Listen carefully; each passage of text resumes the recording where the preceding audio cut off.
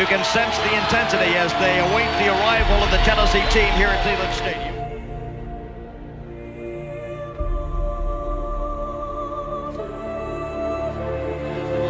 The #1 undefeated Volunteers prepare to race onto the field.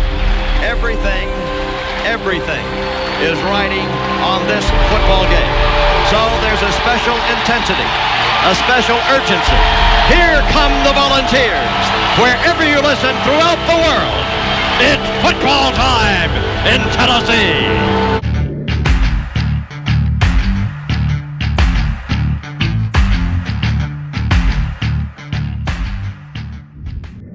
Didn't make it on 4th down. T comes off. Right, I mean, standing right by Billy Ratliff, and T's coming off and starting to unhook his pads a little bit, and Billy says, "Don't unhook your pads. We're going to get the ball back."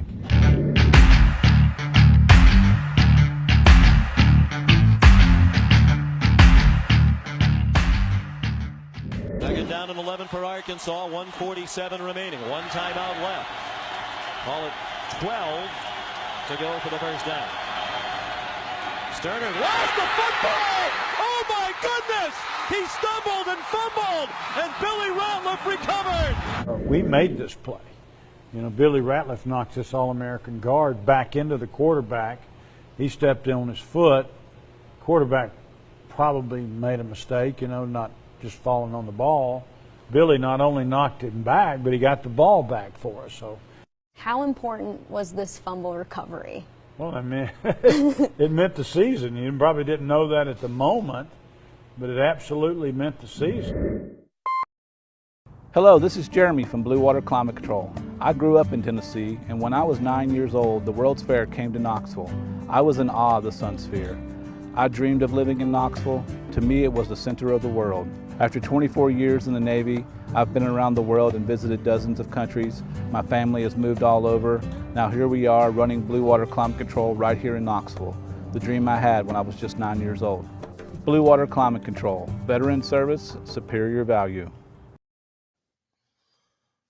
What's going on, Facebook, YouTube's, Twitter, and volunteerroadshow.com? We've got legends, some legends on this show today. Legendary driver, Bobby C. How you doing, Bobby? I'm doing good. Thank you. And there's a football player on here, Billy Ratliff. How you doing, Billy? I'm doing good, man. I'm just glad to be back, man. You like my new intro? Oh man. You have too much time on your hands, I'll say. Hey, we're starting to get serious about football, UT sports, and the Friday night call-in show. We're getting serious. It's going to be a little bit more structured. I've already sent you your show notes. Have you even read them yet?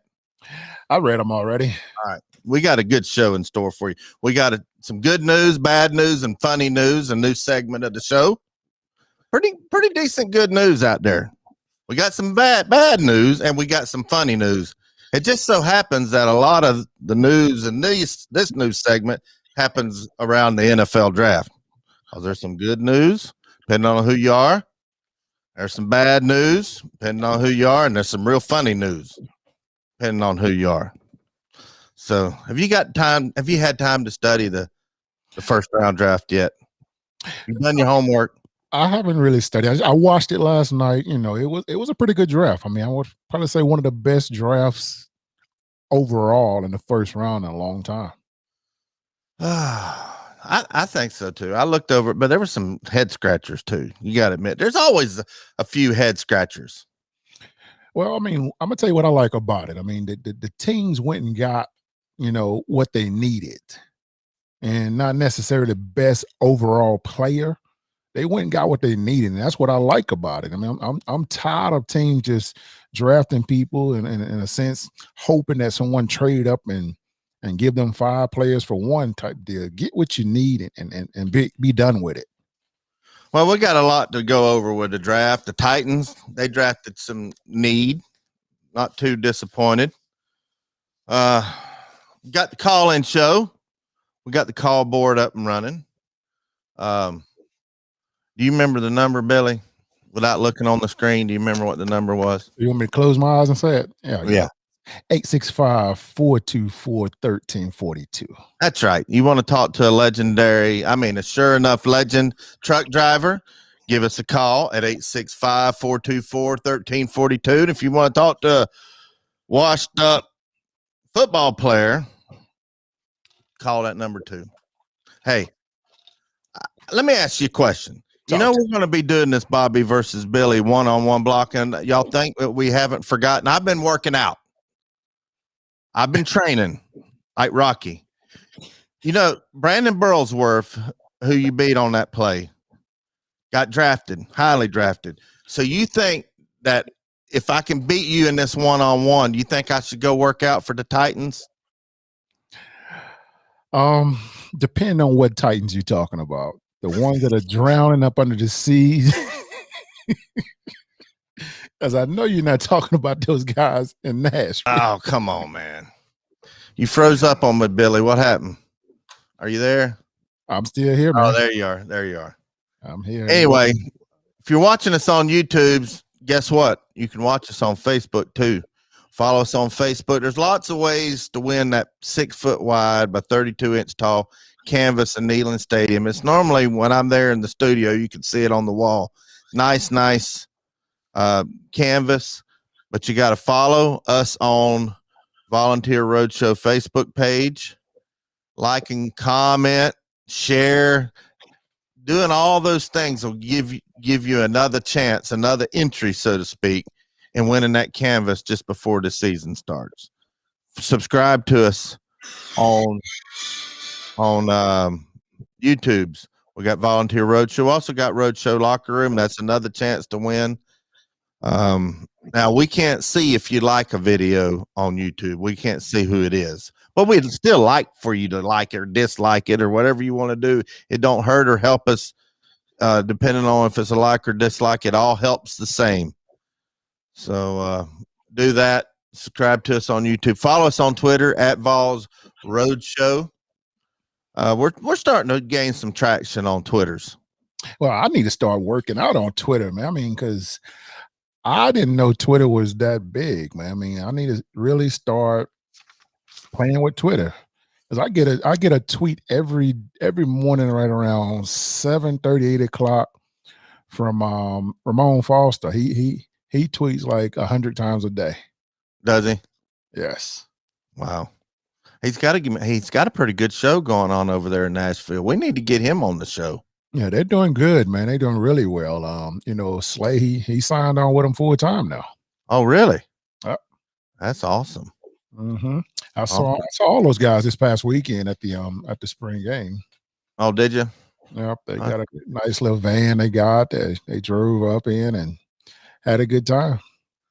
So Slay was there too? Yeah, Slay was there, man. It was a lot of people there, man. For a basketball player, he sure did hang around with the football players. They knew all of you. I told you, man. Slay was, he was one of a kind, man. He all he wanted to do was have fun, and that's what we did all the time, have fun. Slay's a character. Every time he's been on the show, he's been funny. He's engaging. He can talk, and just an all-around good dude. Well, anyway, let's get into the show. And I'll keep an eye on the call board. If I see something on the call board, I'll keep an eye on it. And I'm also going to highlight some of your comments, some of your good comments, like ones that says you can beat Billy one-on-one catfish. I'm going to definitely highlight that. Well, I see. I think I saw one. I'm going to highlight right now. Bob Shed. What's going on, Bob? He said, Billy Ratliff looking skinny and catfish. Where you at? Who said that? Hey, Bob Shed, man. I'm actually. Yeah. Like I'm right here, Bob. He said he's working out, getting ready for this one-on-one. I've been working out and training. I ain't doing nothing. I'm doing this country boy diet, and I'm losing weight. I'm doing like 1.5 pounds a week. He is doing that country boy diet, and I've been partaking. He would cook one night, then I would cook the next night. We'd take turns cooking, and we've cooked some good stuff. Did you ever cook them ribs I bought? Oh yeah, I've been cooked those. Man, I was hoping they'd be there Sunday. Man, I'm a T-Rex, man. If there's meat in that freezer, I take it out. I'm putting it on that grill. Oh, man. Well, we've had some good food. We're going to eat some good stuff when I get there. Why don't you give some shout outs on Twitter? I see Bo. I'll give some shout outs on Twitter. I see Bo Ransom. He says Twitter is better than Facebook. Maybe. I need to get on that. We most definitely need to look into that. Anyway, give some shout outs on Facebook, and I'll shout out YouTube's, and I'll highlight some of the comments here. All right, let's see who we got on. We got Jason Young on. He said, "Go Vols." Hey, what's going on, Jason? Let's see. And of course, my man Bob, he said, "We miss you, Billy." Hey, I miss you guys last week too, man. I just had a busy weekend last week. All my teammates came in, even some of the guys before me was in town, and we pretty much had a little blast together. You know, they had the little the thing for Al Wilson with the induction into College Hall of Fame. So it was a pretty big deal, man. We got together and tell me about that. I filled in for you last Friday because of that. Hey, so I heard you did a heck of a job, man. You did a heck of a job, man. Yeah, I know I did. And you know, I keep telling you, you started this show, so it's gonna be easy for you. Even though I saw you sweating at first. Nah, I wasn't sweating. Yeah, and we had a good time, man. We even got a chance to meet all the coaches. They came over and pretty much celebrated with us, with Al and everything, and good meeting with those guys. You know, I actually, you know, my first impression, I liked the guys. Now you called me afterwards and said, "Bobby, you're gonna like Josh Heupel." Go ahead and finish that sentence. What makes you think I'm gonna like him? Tell me. Tell everybody. Well, the man don't sugarcoat stuff, man. Everything he was telling us is basically what I thought we was gonna get out of the man. I mean, and then the one thing that really stood out with me is when he didn't just come over and just talk to us like, you know, most coaches do when they come in and try to earn your respect and trust and stuff like that. If you didn't know he was one of the coaches over there, you thought he was one of my teammates over there, just filling in the gaps and stuff while we was having a good time. You know, and Al even told him, man, "Hey, I thought you was crazy when you took the job, man." He said, "Anybody right now come in and take the mess you taking over, man, you must know something that we don't know." And that right there spoke volumes to him when Al told him that, because that made him feel really good about it. The fact that he saw something that he wanted to put back in the program, and that's what I keep telling people, that family oriented situation, man. And he's already building it already. Well, that's good to hear. The elephant in the room, we've caught quite a stir on the Hill with our athletic director. What we got? Well, somebody asked a question. I don't know if this was an interview or it must have been an interview, because somebody asked a question, is how important is it that the volume of donors increase? And it's not that you are asking the top 5 or 10% more. How much of it, you know, just talking about the donors. Mm-hmm. And Danny White caused a stir.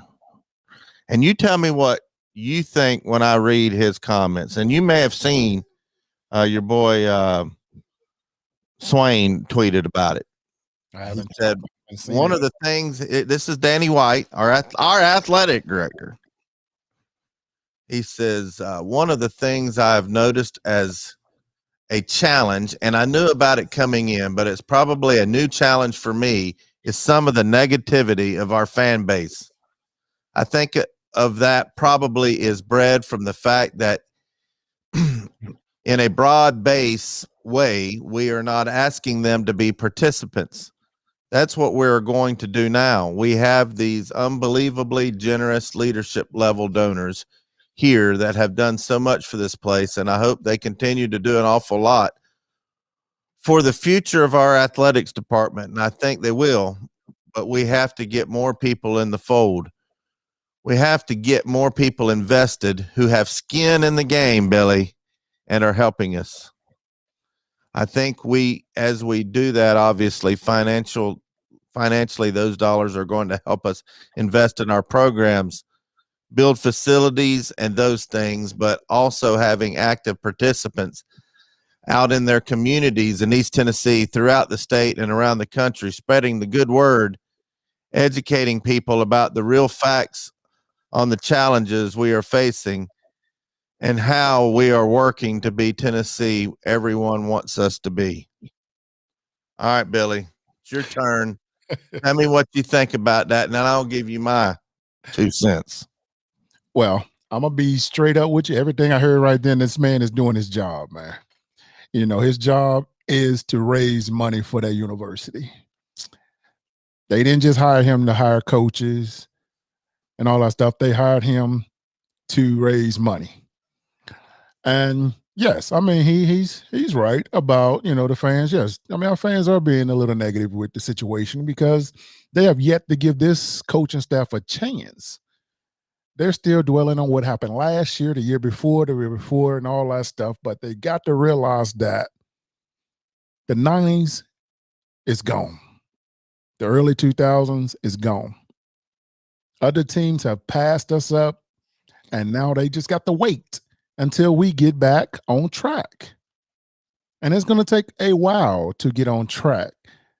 Nothing is done overnight. Like, you know, I keep telling people about, you know, Jiffy cornbread tastes good, but if you get homemade cornbread, it tastes so much better because of the process. And there's a process that these coaches and Danny has to do. Danny has to say those things because he's not trying to be disrespectful to the fans. He's actually asking the fans that, please bear with me. Give us a chance to show you that we are here to make this team better. And if you guys don't support us and keep talking negative and saying how much better everybody else is, I know the fans don't think these kids watch or listen to what they say. They do because the world is broadcasting all of this stuff. Everything is out there. You can't say anything on social media without anybody knowing. And these kids, that's what they do. This generation is a electronic just gurus now. They're going to have more back problems than any of our grandparents before us because all they do is have that head down all the time and that phone. And Danny is doing his job, man. I like what he said. I mean, I'm not going to be knock on, you know, the fans that they're being negative because I don't care about negative people. I'm a little bit too positive for negative people, and you know how that is with me.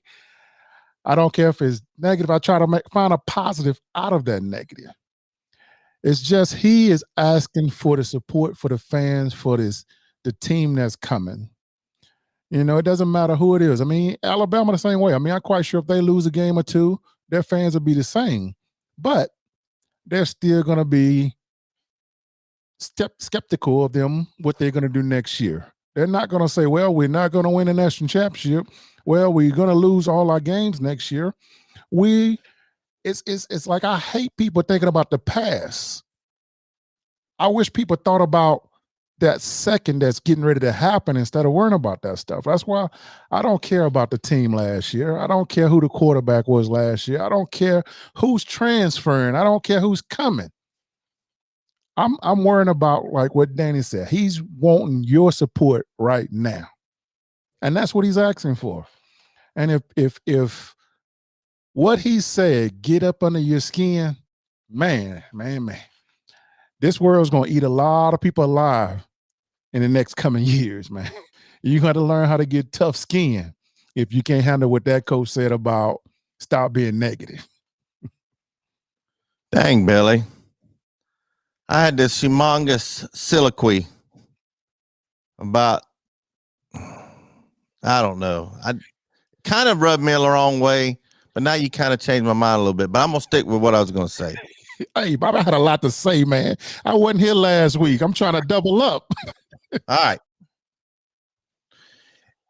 To me, this is what he said. You know, like you're in church, you know, when you're in church, he said, all right, congregation, there's a lot of backsliders out there that quit coming to church. Put your donation in the offering plate. Tell all your friends to come back. The preaching's going to get better, but we can't hire we can't get better unless we get more money. So tell all your friends to come back to church so we can put more money in the offering plate. But the preaching been awful at that church, Billy, for a long time. That's what I kind of thought he said. But I know it takes money. It takes money to do anything right. Everything. And God knows we've been dishing out the money. And talking about skin in the game, oh, that's probably the comment that rubbed me the wrong way. What do you mean? I got some skin in that game. I got some emotions in that game, in this team, in this university, in this state. And man, I've got the scars to prove it. Well, see, but let me give you my but.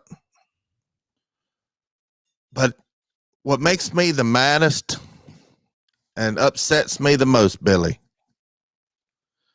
is the last couple of years, I haven't been as upset as I would have been 5, 6, 7, 8, 9, 10, 11 years ago.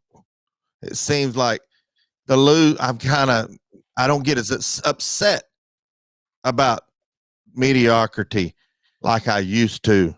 That probably upsets me the most, that I don't get mad anymore. I'm like, I'm expecting it. You want me to tell you why you don't get as upset anymore, Bobby? Why? There's things that I've taught. I mean, I get mad. I just not as upset. It's just I've tried to tell you, don't take it personal. Man, it was hard when I was younger. Man, I took it like my whole week was ruined when we lost to Florida. You see, and then here, you got to think about this here, guys. Those kids, when they lose a game, whoo, imagine how they feel. I'm telling you, when I lost a game, and I really lost games whenever I played anything. What was it? 5 games is all you've lost in your whole career? Was that what it was? Yes. But when I lost one of those games, Bobby, oh my gosh, it crushed me, man. Because I mean, all the work I put in to figure out to try to beat these dudes, and we still get beat. Oh, it crushed me. And of course, I mean, I took losing a little bit different because that loss, I'm gonna take it out on the next team that I play or the next teammate that I practice against. Things are so different now. You know, I even with Coach Hyper, you know, I'm gonna just call him Coach Hype. Coach Hype, when we was talking over there to this man, you know, he said it, man. We still got some players to give. We got a long way to go. You know, Danny, he knows they got a long way to go, especially with raising money again, because the team has not been successful, especially the football part of it, and donating has went down. Who wants to invest in a losing program? That's what I say. You know, go look at Vanderbilt. Look at their stadium when they're playing. No one is investing in that program. They're losing out on money. They're losing. They almost can't even afford to keep the doors open. But Vanderbilt is a rich university. Yeah, they do got a bankroll. Yes, they are. But I respect what the man said. Until he give me a reason not to, all I can do is go by his words until he don't do what he said he's going to do. And I'm giving the man 3 years before I start evaluating. I'm going to give him time. I'm just not going to get hyped up like I have the last 4 or 5 years thinking this is going to be our year. But you know, that's the state motto. I know, but I've always, and I keep telling you though, when you get new coaches and any team now that get a new coach and go to, and they get a brand new team or whatever, they don't expect for that team to be as good as they used to be. Don't expect to see what happened over at Coastal Carolina and Liberty anymore, especially if they keep the transfer portal the way it is. Because now when these coaches go to these new programs, they won't have a group of juniors that's going to be seniors and have a huge senior class to step up and help this team win. That's the key to success on any program, is having veterans, juniors, sophomores and juniors that have played a lot of football and hoping that they are going to be the next best thing. Tennessee is very young. They lost 100% offense, 100% defense. Their best offensive player and their best defensive player. How do you just overnight replace that if you didn't have any kids behind them that's been successful this year? So this man here, when I say he is truly rebuilding a team over there on the hill, it's a true rebuild. I hear you. I mean, I guess what I got to say is he's already spent the money. He's already signed the contract. Now, time's going to tell whether or not we owe Pruitt anything. We probably got to give him something. He's already hired his coaches. Let's go win. And then when we start winning, then come ask us for some money. That's how I feel. Well, that's not how that job works. I know. That job, it is a instant transition. He don't have time to work out and get better.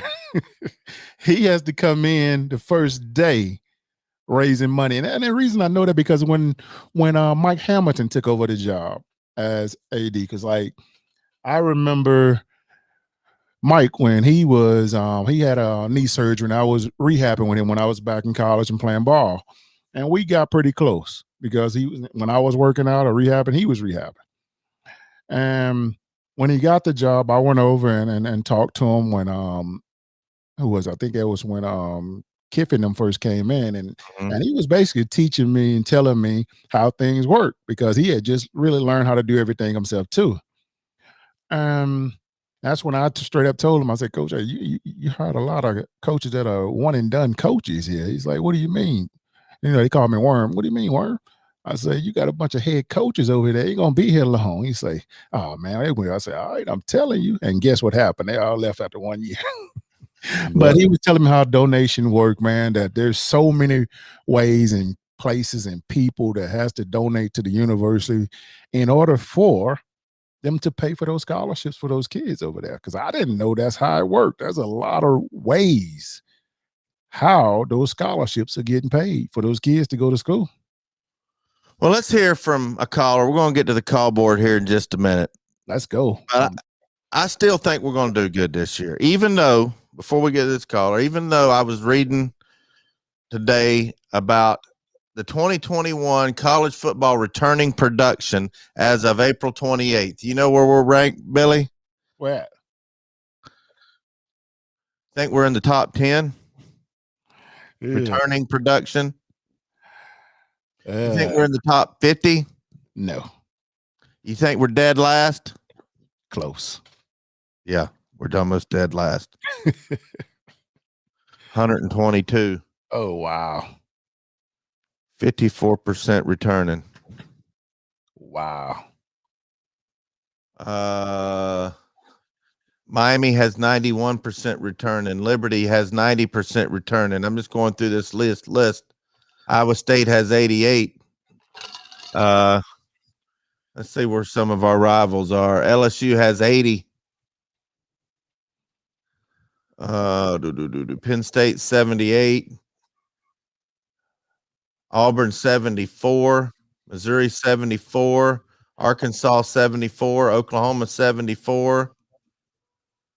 Let's see. Nebraska 72. Clemson 69,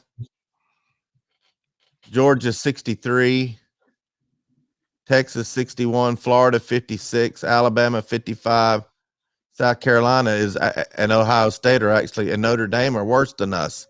Here are the teams that are behind us. Notre Dame with 53, Ohio State with 50, South Carolina with 47. But see, Alabama probably near the bottom every year anyway. They just seem like they get people to plug in. But we're going to go 15-0 one of these days, Billy. I've been promising it to all our viewers. It's gonna be a while. Let's get to the callers. What you got for a legendary truck driver and a rinky-dink football player, Catfish and Billy Ratliff? Oh, not much. How you guys doing? I'm doing good. Hell, I thought I was calling in to Vanderbilt about the bowling team. I got the wrong number of things. I'm just kidding you guys. I've been listening a little bit to it. What do y'all want to ask me about Tennessee football? I've been watching since 1964, off and on a little bit. I've got about $1 million invested in them. I don't know if that's good or bad sometimes. Well, what do you think we're going to do this year? What are we going to do this year? Are we going to be any better? Y'all are going to fall out and call me an idiot and all that. A lot of people said 6-6, 8-4. I looked at our schedule. We play 4 chumps non-conference. Okay.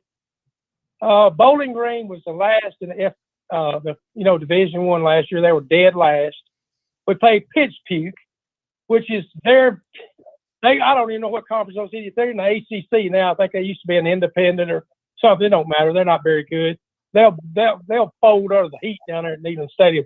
They'll blow completely up. We play them in September. It'll be about 100 on the field, and they won't be able to stand the heat because they play up there in the cool weather, and they'll blow up because that offense is going to be running 90-0, and they're going to go. Oh, Billy knows about the 15th play of a drive. If it lasts that long, it'll be time out, and their hands will be on their hips. They'll be dying. But anyway, we'll go 4-0 on that. We're going to catch Georgia. They think they're going to punch us right in the mouth. We'll catch them, surprise them in November. I like it. I think we're going to beat Florida Swamp because they're not very good this year. They lost a lot of people. They lost Trask or whatever his name is. They got a black quarterback that runs the option pretty good, but he can't throw it to me.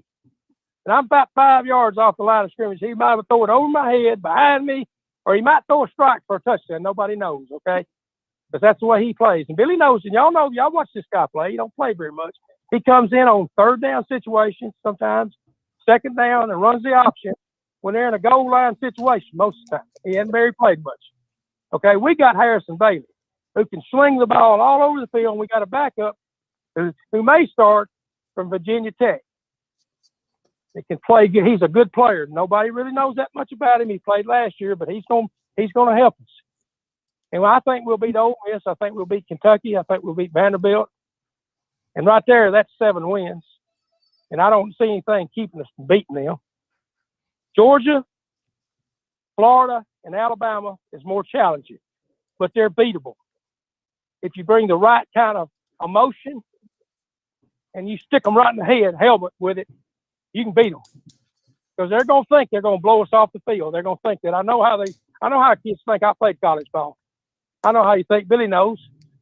If you punch them in the mouth and you get them down, it's hard to get up sometimes, especially when you're on the road. I've seen things. I've been to Auburn when everything looked good, and all of a sudden it'd turn on a dime. Their crowd to get into it, you couldn't hear yourself think. And I'll tell you, it's hard. It's really hard when you get down there and you're going, my God, this crowd is all over us. Not always like that in Neyland Stadium. I've been there 1,000,000 times. And it's hard on the road in SEC, except one place. You don't hear no crowd. That's Vanderbilt. You never hear nothing there because most of the time when they play Georgia, Tennessee, Alabama, or Arkansas, most of the crowd is from the opposing team. Billy knows it. He played over there. Yes, sir. I used to go to every game over there. I used to go to the Memphis games.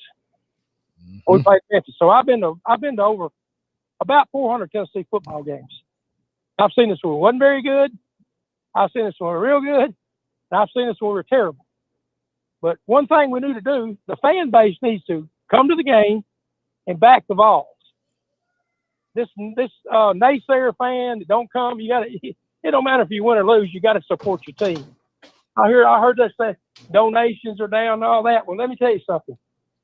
We're never going to come back if the fans don't support them. And I hate people that's negative.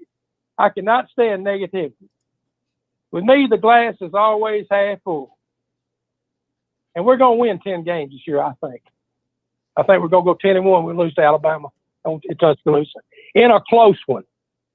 I love it. Because we got talent. Jeremy Pruitt, we got talent, brother. Jeremy Pruitt just couldn't develop it. There's players in Tennessee right now. Small at running back. Bailey and Herndon at quarterback. The offensive line, there's a walk-on named Daines. I've been looking at this stuff. Now, I hadn't watched it that much. He's number 66 or 69. You got the Cooper brothers. You got Darnell Wright. You got this. You got a couple of backups. One of them starts with a K. His last time. He's a big black kid. He's good. I can't think of his name. I think he's from St. Louis. He's a lineman. He can play. Jerome Carver from Memphis. He can play guard, center, or he probably could swing out there and play tackle.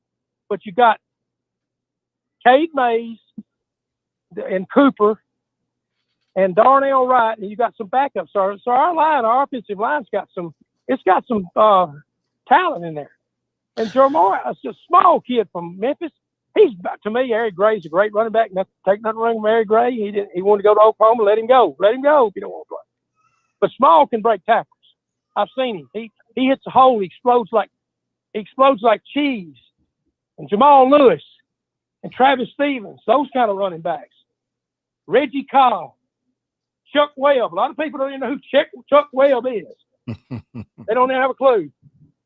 Chuck Coleman, 82, number 35. I can see him going through the hole right now. What was the first game you ever been to? What was the first game you ever been to? 1965, I think. We played UCLA in Memphis. We squirmed right by them. I think Charlie Fulton played quarterback. And Dewey Warren was on the bench, I believe. Swamp Rat. I do believe that. The Swamp Rat was in waiting. Charlie Fulton was a tailback that was converted like Johnny was, like a wing back type quarterback. My old man carried me down to Memphis. I was going, he had them tearaway jerseys and stuff. I said, what is this? I'm like 9 years old. I'm going, man, this is something. I think the Liberty Bowl holds 50,000 in. And I think my ticket cost $1.65. Golly. A program was 50 cents. A program was 50 cents. I still have some of them. The next game I remember going to was in Memphis. The next year, we played Duke. We beat them something like 65-0. It was just a blowout. They were horrible. And I got a Duke football. They kicked in the sands. I grabbed it. It was like, warm-ups? And my old man said, you need to throw that ball back there. I need that football. And I said, I'm going to hold on to it. They make me throw it back. And so first thing you know, I was going to throw it to the kicker. He's like the kicker down there at Duke. And he said, oh, don't worry about it. Just keep it. So I kept that Duke football for years. I'll never forget that. And I had remember Johnny Chavis, he played football at Tennessee. I had his tearaway jersey. He was number 46. He played defensive. I think he was a walk-on before he coached at Tennessee. So I had all those guys. I remember Shuler and Bobby Scott, Kirk Watson, Larry Severs, Andy Kelly. They go on and on. Remember Steve Alatorre, James Berry, the Berries, the Berry twins. I met James and his son. His son got hurt. He was playing, I think, Kansas City. And I lived on Eric Berry, yeah. His son, right. He came over. We had a picture made with him. He was, recovering. I met his dad. He's a great guy. He played running back at Tennessee in 1980, 81 when they had I can't remember who. Jeff Olszewski played quarterback. I think Barry was in the game, my first game. Mine was 1979 Notre Dame. It came to Neyland Stadium. Jimmy Streeter. Right. I was there. That's my first game. Yep. And they were highly ranked. They was ranked like number 3 or 4 in the country. Yeah, we wasn't ranked.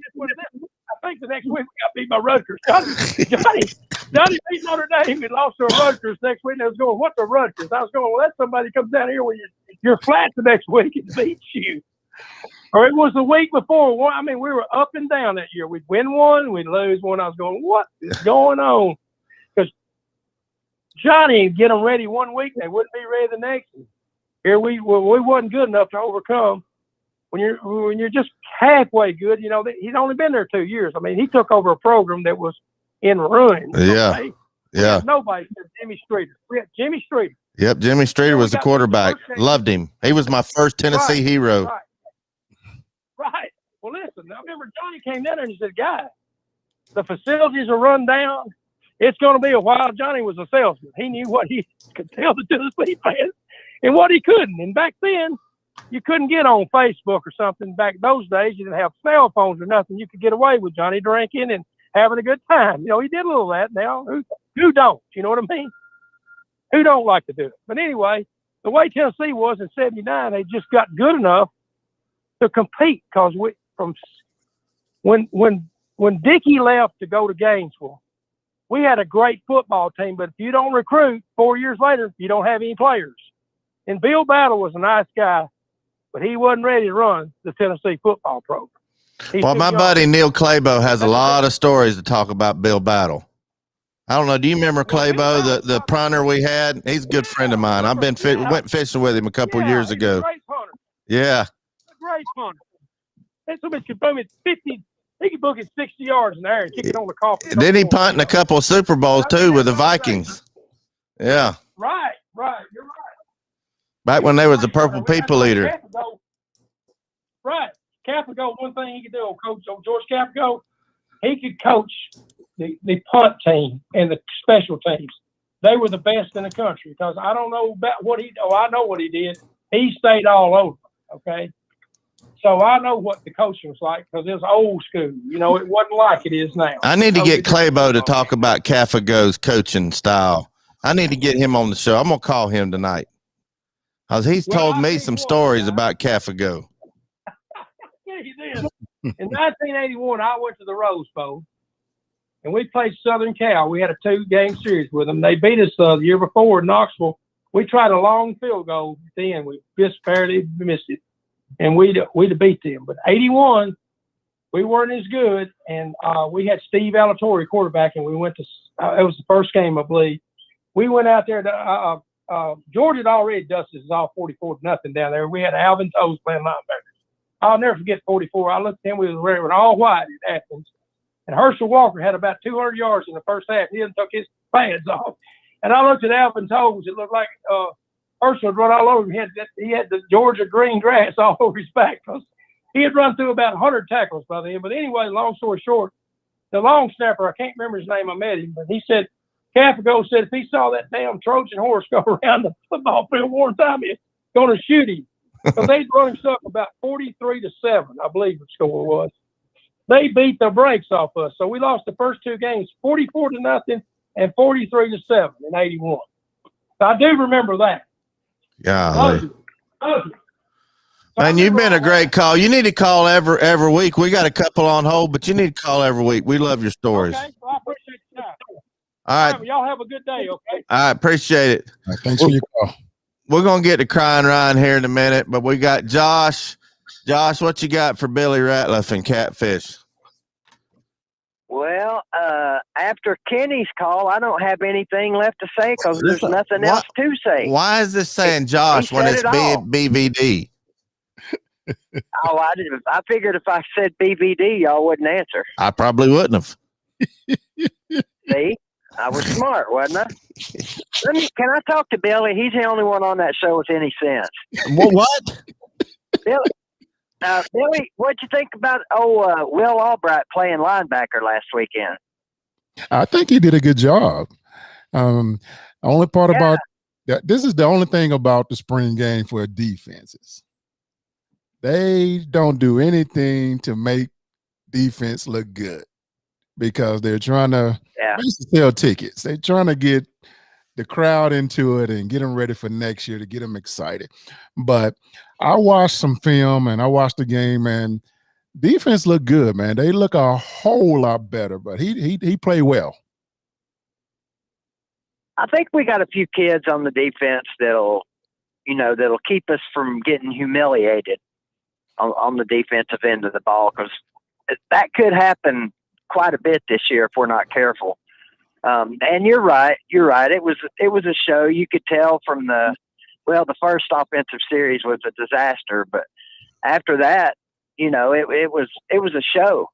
Yeah. And if that don't tell you anything at all, it at least tells you that Josh Heupel's got good sense, you know to come out there and give the fans something to be happy about, something to talk about. See, now look, they done got Kenny talking about us going 10-1 this year.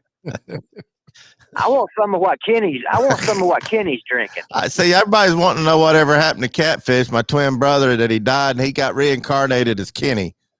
Man, I tell you what, dude, I was thinking about that. I was thinking now, Kenny loves to talk.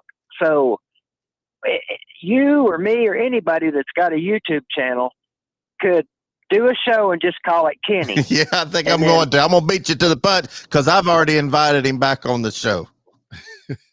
Cut the button on and just let Kenny go. We had him. I had him on about a month ago, 3 or 4 weeks ago, and there was 3 or 4 other people I think in there with us that night. Nobody else got a word in. I tell you what, he mentioned a lot of names that I'm familiar with, and I'm sure you are too, because we're about the same age. Yeah, we are. Steve Alatorre. Oh yeah, he was the quarterback first game I went to. Jeff Olszewski, he said that name, mentioned that name. Bunch of names. Alvin Tolles. And some old timers. Was cut from the same. Yeah, he was cut from the same cloth that Billy and Al Wilson and all those guys are cut from.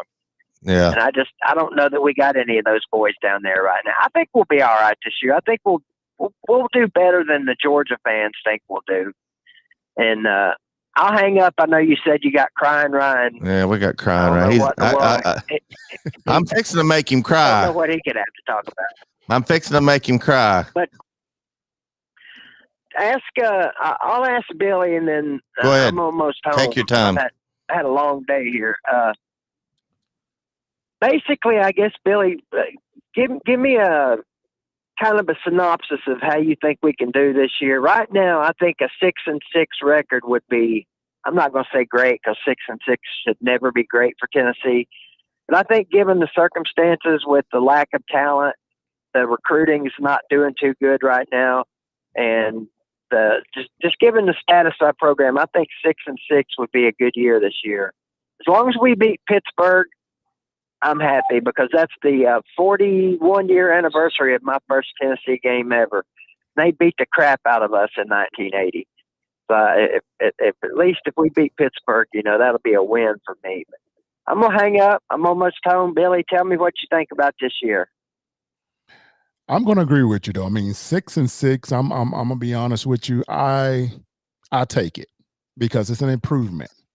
That's what you want when you're a team of the caliber what Tennessee has been doing. How many games they won last year? Was it 3 or whatever? And 6 games this year, that's 3 more games. They double their wins. Anytime you can improve year in, year out, you got a progression. And I like progression. I don't like it when they go back, because I was expecting a whole lot more this year or last year from the team. But I understood the situation because of the pandemic where they had to change the whole schedule to an all SEC schedule. So now I knew it was going to be a tough situation for Tennessee because we still didn't have enough dogs to compete like that yet. But yeah, 6-6, I'll take it. But me personally, I'm looking for 7 wins. The non-conference games should be a gimme. Of course, the tougher games are going to be, the Bama, Georgia. Do we play Arkansas this year? Because Arkansas is going to be tough. Dang, I drew a blank when you said that. I'm going to tell you something right now, Billy. We're winning more than 6 games. And Crying Ryan, we winning a lot more than 6 games. And one of those wins is going to be against your boys, the Florida Gators. Mark it down. Stone cold lead pipe lock. What you got? It's better be good or I'll flush you. Let me go ahead and warm up the flush. I'm getting it warmed up. All right. It better be good. All right, well, Tennessee's win-loss is set at 5 over-under wins. That's a hard choice to make because you're either getting lucky and winning one game that you're not supposed to win, like South Carolina or something. Maybe Kentucky. You might beat Kentucky, your biggest rival, or you might just completely crap the bed and not go here. But I never thought I'd meet a more delusional person than Bobby C. until I heard Kenny talk. And I have Bobby C. written. That's my boy. Hey, you're Bailey treading on is a thin Heisman ice there, brother. contender. You're treading on thin ice. Don't be knocking Kenny. I have your written word that Harrison Bailey is a Heisman contender. That's how I know you're delusional. I was drunk that night. But then you have this guy named Kenny saying y'all going 10-1, only lost to Alabama and it being close. Don't we have 12 games though? Huh? No, you won't come anywhere close. You won't come anywhere close. I've already got one flush him. I already got one. If I get to 4 flush hims, he's gone. It's got to be from different people. I'm predicting 5 wins this season for Tennessee, which would be progress under a new head coach. We're getting more than that. Also, in the Uncle Lou comments section, I don't know how many of y'all saw it, but there was a Tennessee fan that went by the name of G. White. He said Tennessee should average 40-plus points per game. You tell me. I know G. White. He used to watch us. Have you ever averaged 40-plus points per game? No. And you never will because you're just not a good program. Do you know who we got at quarterback this year? Yeah, running back, maybe the name small, but he ain't going to be small. He's a bottom half SEC. He's a bottom half SEC quarterback. Okay, so hey Ryan, hey, question. What do you mean by not a good program? I mean, right now you're talking about your football program. Your coach is not the problem, which you continue to see that you don't think it's a problem. What is the problem? You fired. It's not the problem. I know. You're just not a good program, and you have to continue to fight till you have one good year so you can instill in these recruits' heads that, hey, you're on the up and up, and you have to keep doing that until you build back up some of that pride that you used to have back when Billy Ratliff played. Because right now, when people see Tennessee on their schedule, they check that one off and look to the next week. We even have an Alabama fan, my good friend, Hoss 4107 on YouTube's said flush him. They hate me because I speak facts. I'm sorry, I'm not delusional like you, Catfish, who thinks. Well, you've Bailey lost half your team. Heisman contender. You lost. Give him a couple of years, he will be. Hey, you lost half your team. You lost a quarterback, and you think Emory Jones is just going to be a plug and play quarterback, and he's going to win 10 games for you. He ain't. I've got texts where you hated Emory Jones at one time a couple years ago. Because he was a bonehead a couple of years ago. We got to see where he is. I've seen some highlights of him training. Good. Okay. How many wins are you going to have? You don't have Kyle Pitts anymore. Tony got where did he go? He went Philadelphia? He went to the Giants. Giants, that's right. That was a good pick. He's a good receiver. Also, I just want to point out Kyle Pitts is the highest drafted tight end in the history of the NFL. So he's the best prospect, and he's going to have a better career than your boy Jason Witten. Get out of here. Who's covering him? I want to know. Just be quiet. There's already Atlanta fans ticked off that the Falcons drafted him. Did you know that? Yeah, because they don't have a defense. I'd be upset too, but he's the best player in the draft. Here's some audio. Here's some audio of that pick. Here's some audio of the pick. You ready? Listen to this. This is what Atlanta Falcons TV thinks. I told myself I wasn't gonna get this. Here I am. I'm not ready. Sweating. I'm not ready. Now I'm gonna just be mad. The Atlanta Falcons select Kyle Pitts, the tight end from Florida. Trevor lost his religion, lost his mind, lost his hope. It could all be so simple. It could all be so simple, Mike. Mike. No, go ahead. Say you so took Get it out. It's therapy couch. No, because it's just. Why do we do this song? Why do we do this? Why even come to the party if we sit here and know that Matt Ryan ain't got but a couple years left? As Matthew Berry stated, Julio Jones, just a couple years left. We know that this is not a tight end away, Atlanta. Arthur, Terry, What we doing? What there? We know daggone well we more than just a tight end away. And that's gonna be the Super Bowl. So we can just go up 25 points and lose the ever-loving mess out of the league and have me crying in an apartment in Boston and driving down 93 sad as all outdoors. No. Stop it. Look out, Terry. Just get back, Terry. I'm done. Was one of my favorite things. You heard the excitement about Kyle Pitts in Atlanta. Man, they went. Yeah, I'd be upset too if my team didn't have a defense. But if you think about it, they picked the best available player. He's the best player in the draft by far. All right, Ryan. And all right, about Ryan. their offense now, if Ryan can have another above-average season, Calvin Ridley, Julio Jones, and Kyle Pitts, you don't have three people on the defense that can stop that.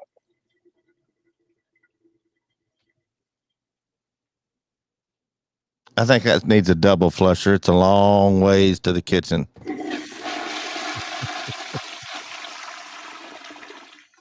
Well, yeah, I tell you this: the kid is good, man. He's a big, fast tight end / receiver. I mean, he's gonna be good. Now, when you start talking Hall of Fame and all this here, better than Witten, that's gonna be a tough one, man. It's gonna be tough because the tight end position don't get the ball anymore, and with the weapons that the Falcons have over there, I don't see them, using him that much. I mean, yes, I see them, making up some plays and some screens and things like that. Maybe I can see them using him like they did the kid over there with the Raiders, Waller. Put him out there on the edge and throw him up, kind of like with what's the kid? Gosh, I keep forgetting when Tom Brady with the Gronk. Put him out there on the island and throw it up and go get it.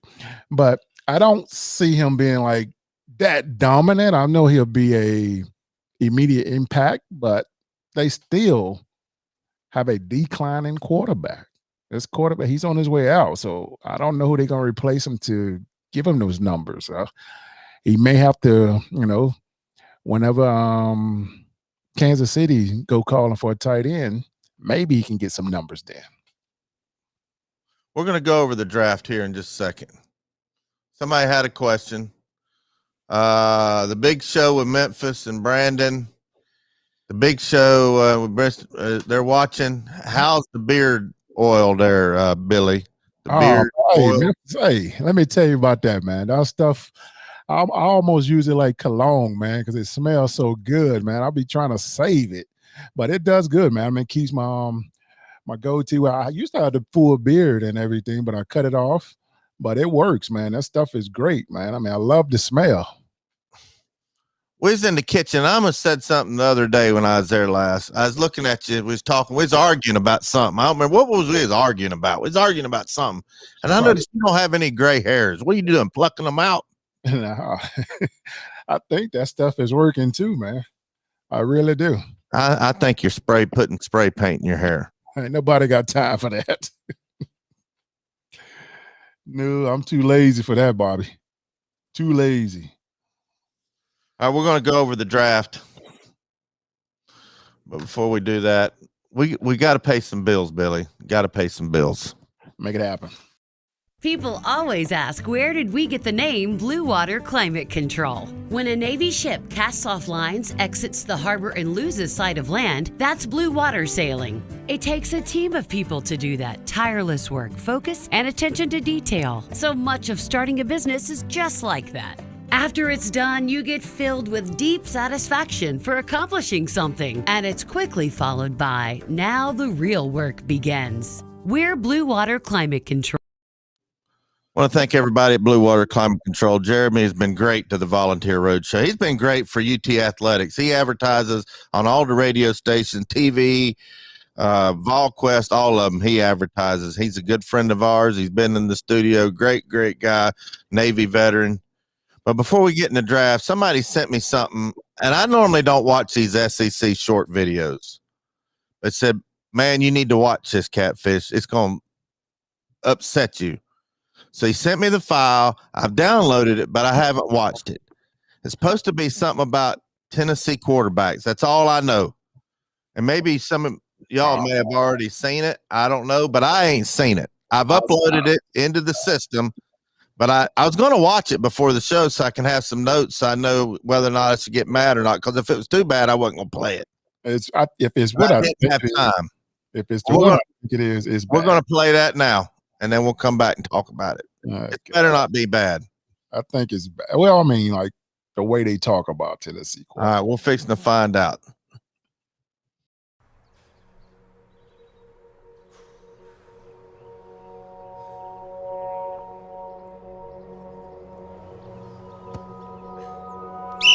Again.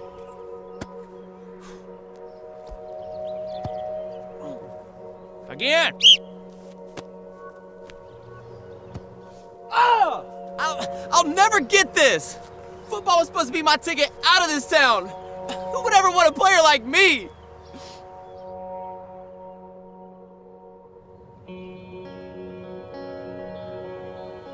Hey, Brett.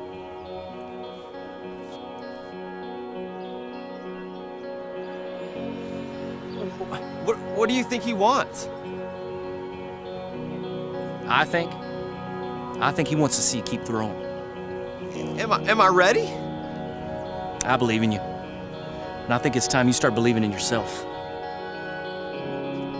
Simmons, you're in at wideout. Excellent. 28 Tango.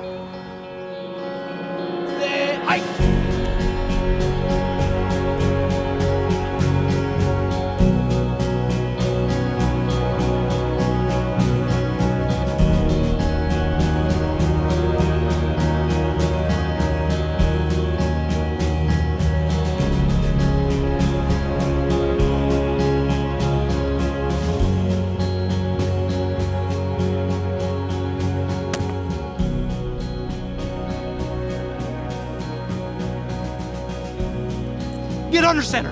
What? Brett, we only got one shot at this. Get under center. Blue 42!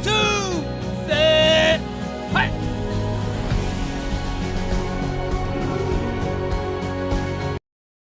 Oh, heck no, I ain't watching any more of it. They ain't right, man. That ain't right. That ain't right. They gonna do the fumble. Right? Why they do my team like that, man? I can't wait till we start kicking people's butt again, man. If you got any money at the Renaissance Bank, take it out and tell them because you watched the SEC shorts. I want to thank SEC short video makers, but that wasn't right. You done us dirty. Oh man. I saw it already. I had a Bama friend sent it to me, and it was too funny, man. Hoss is even laughing. I mean, it's funny, man. I mean, you see how when the Tennessee coach came and then he was about to leave, and then the kid fumbles. He's like, "Hey, funny though." But then at the end, he goes, "Can you do that for me next year if you come and play for the Volunteers?" Oh no, golly.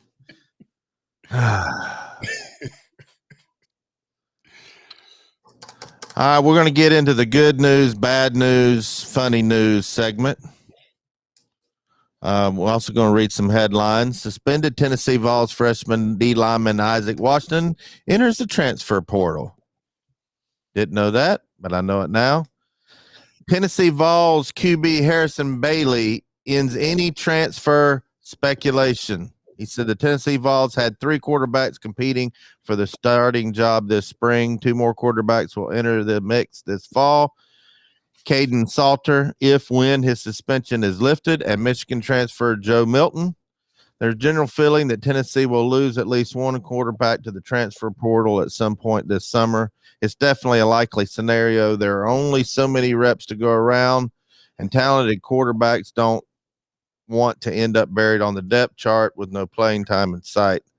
There's obviously been a lot of speculation which quarterback could possibly transfer. There have been cases made for nearly every quarterback on the depth chart. After Wednesday evening, it appears there's one quarterback we can officially mark off the potential transfer list. Sophomore quarterback Harrison Bailey, a former 5-star recruit who signed with the Vols during the 2020 recruiting class, posted a photo on Instagram that seems to indicate that he'll be at Tennessee all season in 2021. Well, if you've seen it on the internet, Billy, I heard Abraham Lincoln say this. If it's on the internet, it must be true. Oh, man. We got somebody talking trash about your boy, Billy. I heard about this. Just C13 says JG's first pass at Washington State quarterback was what was it? Was it a pick or a touchdown? I can't even see. No, I think it was a pick, but I think he got his hand hit and had to have something down to his finger. Oh, so it was somebody hit his hand. So, but to my extent of that, go ahead and tell everybody what you tell me all the time about JG, what you're wishing for. Sound like to me he's the starter, and you want him to you want him to do good, shut everybody up in Tennessee. That's all I say. He is the starter.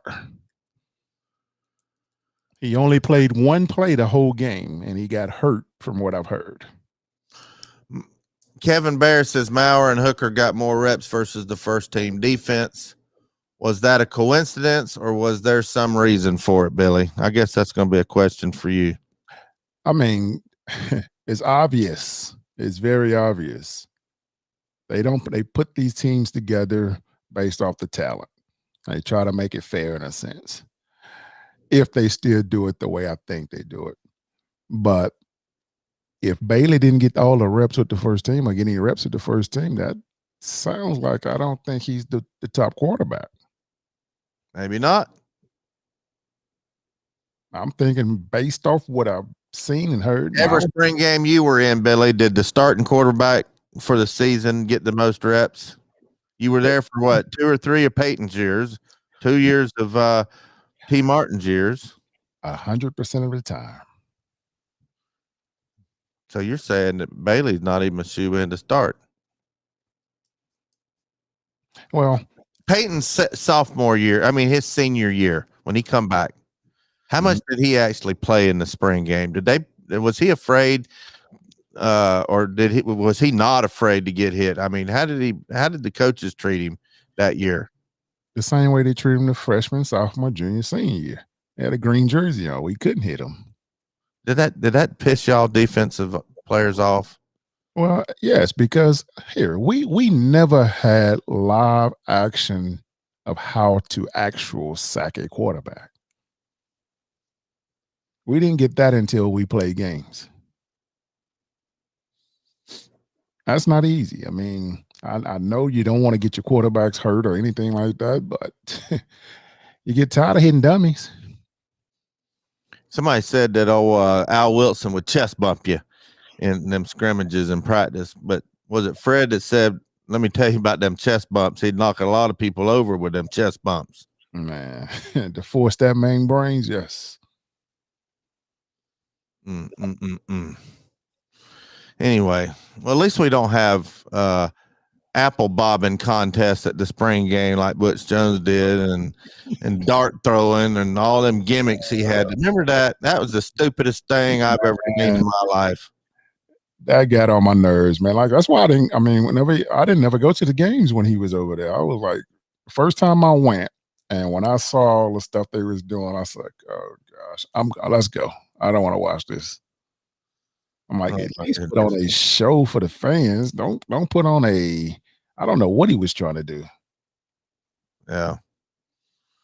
Well, anyway, so basically you're telling us and the viewers that when you were in these spring games, it's basically a show-off section for the offense to get everybody hyped up. That's all it was? It was back then, but defensively, we were still trying to kick their butts. They still couldn't do that against us, man. They had to take some players off of the defense, put some guys in that wasn't as good in order for them to be able to score. Really? Yes. To make them look good. Yes, I'm serious. And I'm talking I believe about you. I believe you. Even when Peyton was there. Well, I did hear people, was it Fred that said that Cutcliffe told Chavis, hey, let him get the ball off. And Chavis said, no, the hell you don't. You coach your boys and we'll coach our boys. Get after him. Is that what Chavis really told Cutcliffe? That's exactly what he told him. And I bet they don't do that stuff anymore. It's just it's different now though, man. It's so much different now. I mean, it's not as physical as it used to be either. So that's the one thing that the defensive today have a tough time to even play against offenses now because you can't be a physical. You can't hit them. You got to hesitate how you touch them. It's hard for defensives now. Well, that goes to our next article, Billy. It said that data is clear spring game concerning for defense, but you think it's just because they wanted the offense to look good. That's exactly what it is. I guess Crouch has decided where he's going to be playing. He entered the transfer portal. Okay. He's going to Michigan State. Okay. He's going to be a Spartan. Defensive squad. So, hey, not a bad move. I like that. I mean, I don't like it, but hey, for him, I wish him the best. Let's see. Let's go on to. Oh, did you see Danny Cannell's comments about the draft? He was all upset about SEC fans all over Twitter, and they were twittering about Alabama's first round draft picks, and they were going SEC, and he didn't like the conference homer. This is his tweet about that. He said, without Bama, here are the number of players drafted last night by conference. Big Ten 7, SEC 6, ACC 6, Pac-12 3. Cannell said on Twitter, so please correct the Georgia, LSU, Texas A&M fan when they chant SEC. They should really be chanting Roll Tide. Well, he's got kind of a point. And he's an ACC homer, and that's what he didn't like. But, hey, without Clemson, where would the ACC, how many would they have? Heck, they had 2 in the first round, both going to Jacksonville. Clemson, Trevor Lawrence, and ETN. I'm going to always continue to say this here. Overall, the SEC last year haven't been the most dominant conference, but typically they have. But when it comes to the NFL draft, it will be dominated by the SEC. Yep. Because watch today, how many SEC players get picked up today? It's going to be they still have more players than everybody else. Has the second round even started yet? I think it's 7 or 8 o'clock tonight. Oh, they go pretty fast though. They don't have as much time. Well, I was looking through kind of our prospects. Everybody's saying that Brandon Kennedy is going to be our top prospect to be drafted. Did you see that? Oh man, it's possible. It's kind of hard to really say who's going to be. I mean, because truly, I think Bryce Thompson has a chance to be mid-round type talent. Yeah, I mean, and did you think that you'd ever be talking about we're getting excited about a second, third, maybe 4th round draft pick for Tennessee? Right now, I'm just hoping they get somebody drafted though, because that goes a long way. But did you ever think you'd see that day when you were playing? I mean, we have first rounders every year, bunches of them. Yeah, that's automatic. I mean, Tennessee's gonna always have draft picks. We always had the most draft picks. We always had them, that's for sure. Yeah. It's gonna take some time, man. We got to get off the star system, because that's the problem that's made a lot of our fans think that we're really good when it comes to the talent. Our talent is way lower than what people really think compared to the rest of the SEC schools. Now, right now, I mean, to be honest with you, the only player that I would say that is a first round draft talent that didn't get drafted in the first round is Trey Smith. Yeah, and there's a lot of people that think he's first round talent, but they're scared of his health.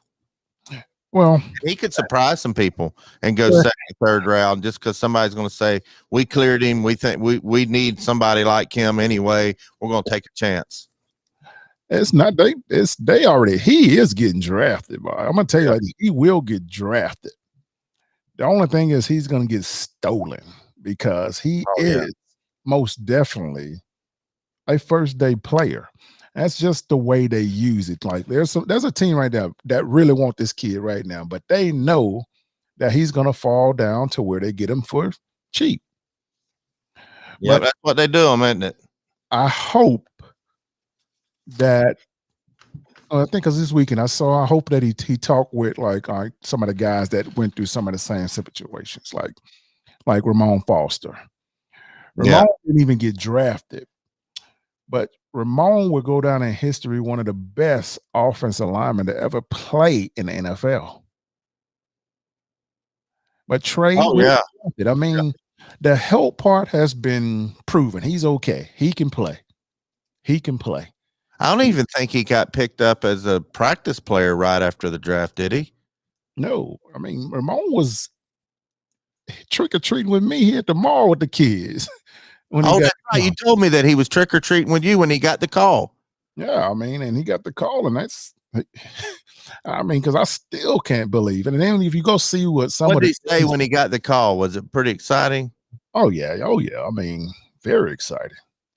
You know, if you go, I mean, he wrote a story about his draft situation that was, I don't know when it was recent, but I just read it not too long ago. And he showed on there what they were saying, the reason why they didn't draft him. And some of the things on there was just false. I was like, really? Come on, man. I mean, really? No, this kid is way better than that. And especially some of the guys that got drafted before him. Yeah. That was a slap in the face. He was a mainstay for the Pittsburgh Steelers for a while. Yeah. Yeah. I mean, that's the only team he played for. Wow. That's rare. That is so he got the call at the end of October. So the season was already going on. So he was playing on the squad the next weekend. Is that how it went? Exactly. Wow. Did he start or was he just? I don't remember if he started or not, but I mean, I know he was an immediate impact on that team. Was he stuffing candy in his face? Look, guys, I got to go, and stuffing candy in his face and took off to Pittsburgh, huh? I don't remember how it went out, but it worked out perfect for him because he ended up having a very successful career in the NFL. That was a pretty. He actually quit at his own pace. He retired himself. Yeah, he did. That's what I like about it. That's what I like about it. That's rare with offensive linemen. Typically, offensive linemen, they get hurt and they have to quit. But he retired himself. All right, before we get into the draft, the bad news, good news, funny news segment.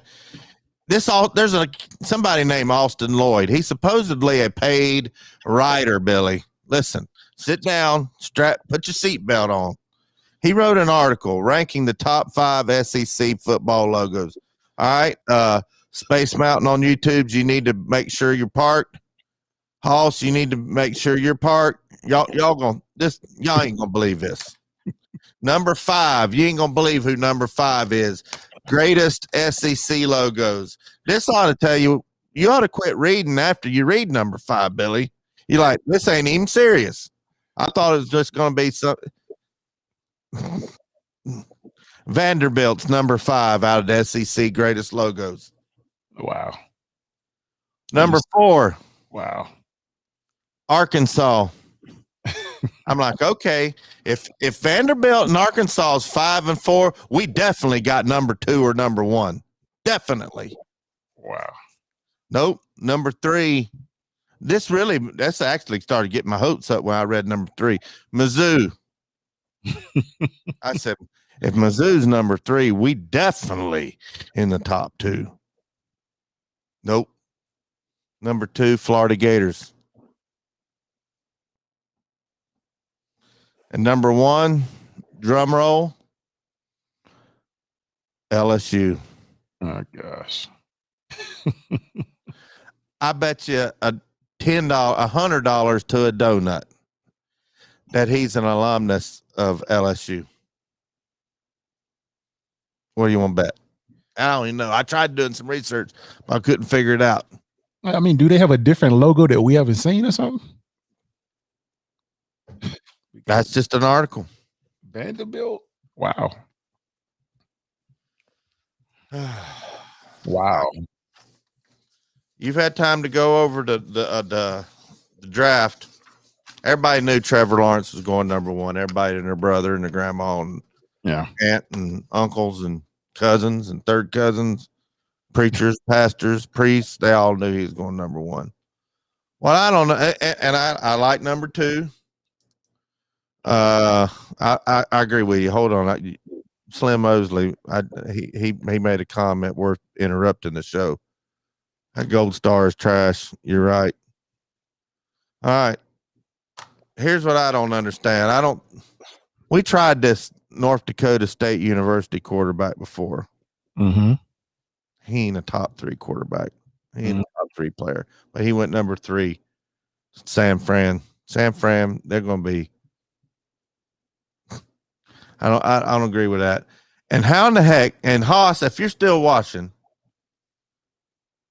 maybe I don't watch enough Alabama because I don't have the stomach for it, and I don't make enough Benadryl for me to watch Alabama unless they're playing my Vols.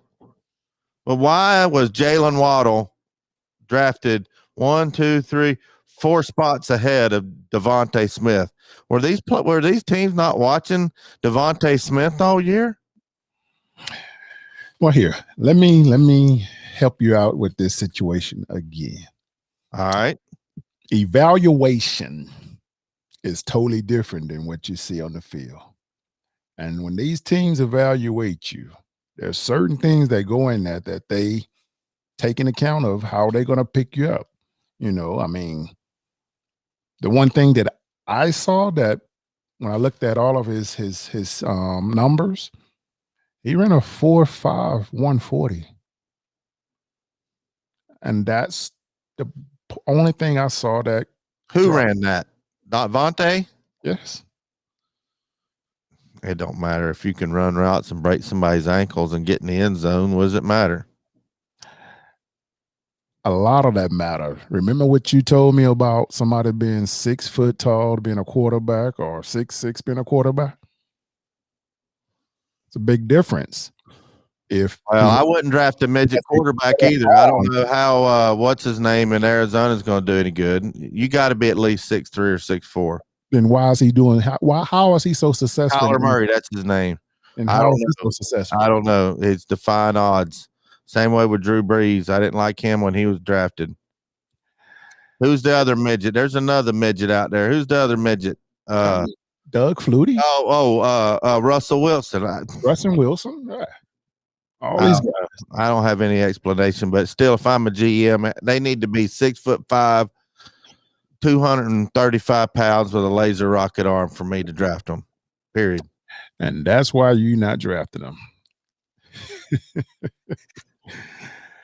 And see, I mean, I personally think they could have went wrong with Devontae or Waddle. I mean, both of those kids were crushing it, and I think he was just a lot faster than with the measurements, and that's why they took him. All right, I give you that.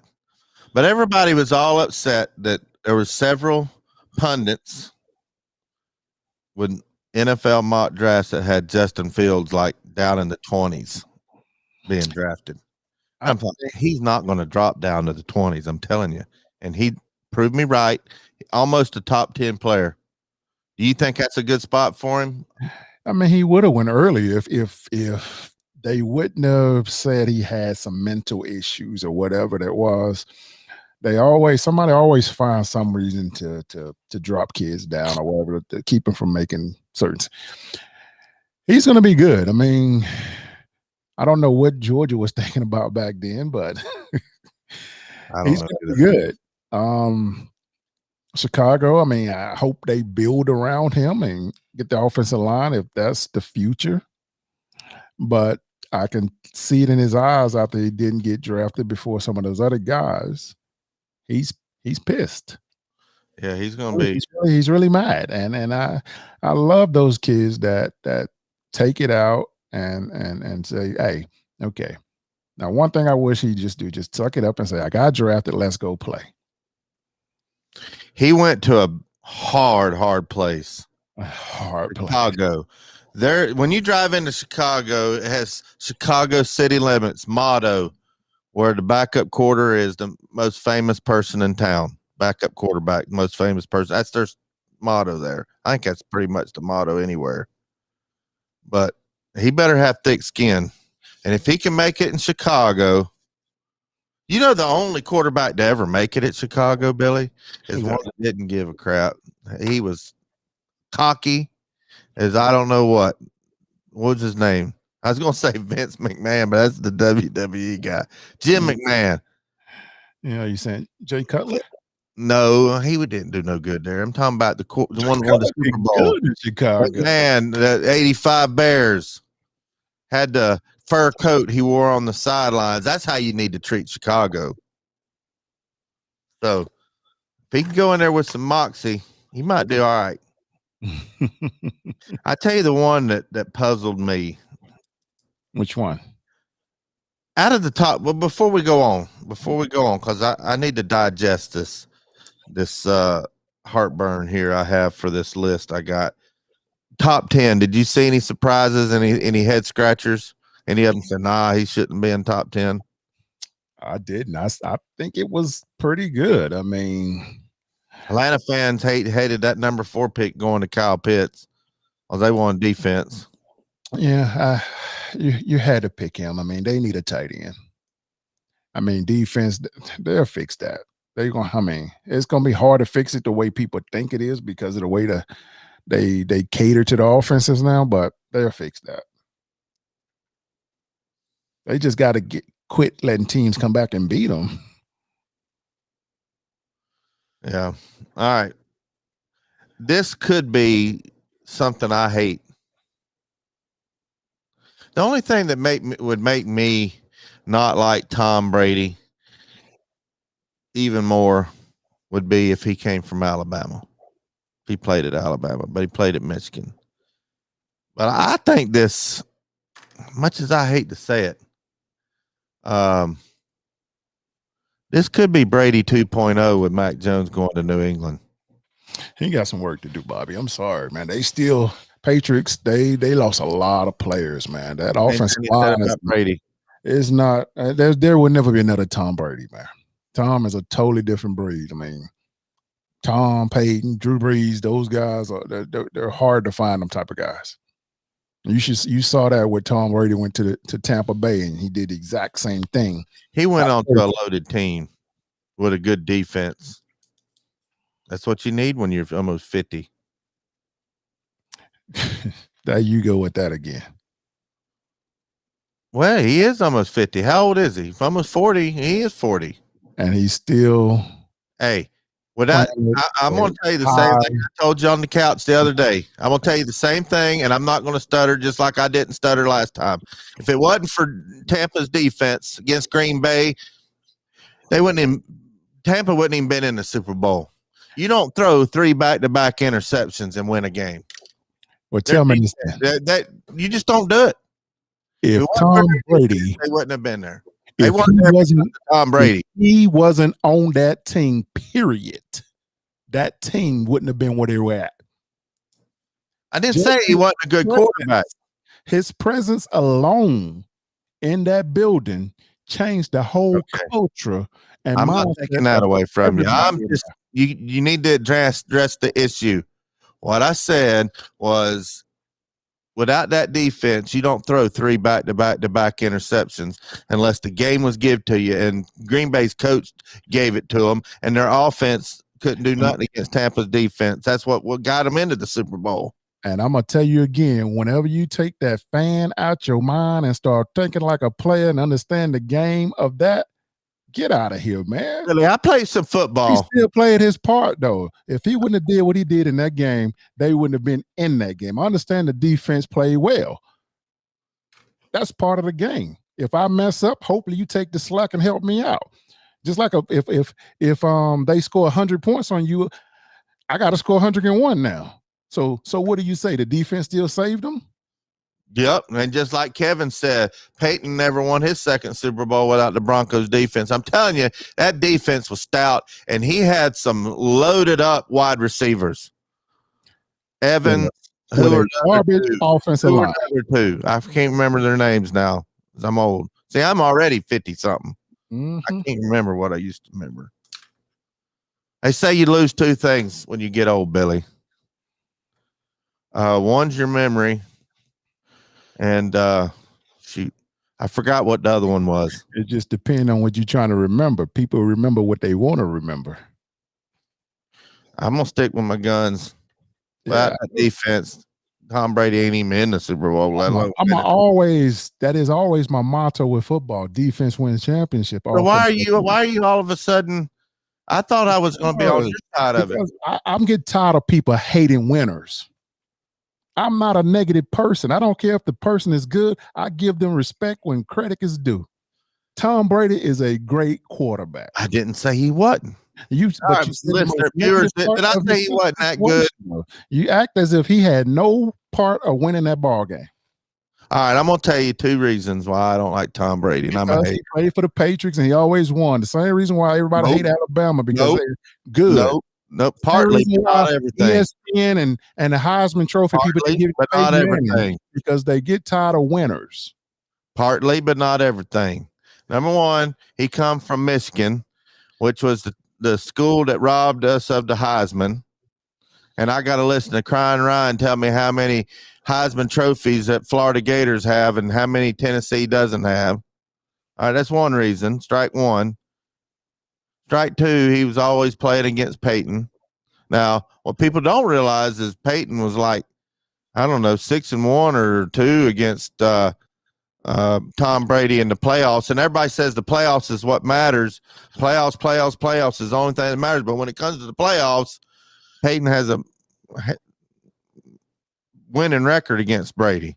Now, but not so much in the regular season, but in the playoff. The playoffs don't matter. Then they bring up his overall record. But anyway, I just don't like Tom Brady. All right, and here's the other reason. I had a nemesis that I didn't like very much who was a New England fan. That's another reason why I don't like Tom Brady, because he had a Tom Brady jersey. That's the third reason. Let's see, another reason. I don't know. He broke Peyton's records, and you should be fighting for your teammate. I fight for myself. There's four or five other reasons, but it ain't because he's winning all the time. When they were my teammates, I'm a totally different person here. I have to fight for myself. I give credit where credit is due. I'm not saying he's not a good quarterback. Yeah, you didn't say anything. All you said was if he didn't have a defense, that game. Clean the wax out of your ears, Billy. They had the same defense the year before. What did they do? He wouldn't have been in the Super Bowl without his defense and against Green Bay. If he wouldn't have, tell me this here then. What did that defense in Tampa Bay do last year before Tom Brady? I don't know, but I know what they did in the Green Bay game, and I know what they did in the Super Bowl too. And once again, I'm going to tell you, if Tom Brady wasn't on that team, that wouldn't be that successful. You're right about that. As soon as he went to Tampa Bay, without Tom Brady, they wouldn't have been in the AFC Championship game. I give them that. They may not even have made the playoffs with Mr. Crab Legs Winston. I know they wouldn't have been. So how would they win if Tom Brady's not there? Then? I'm just saying that they wouldn't have beat Green Bay without a boneheaded call against Green Bay, period. It's hard up being right all the time. And you don't listen to me. I can't listen to anybody that don't understand the meaning of team. I do know what a team is. That's what I'm saying. It wasn't just one person. I'm just saying the defense, the last two games of the season, won them games, period. He wouldn't have not won.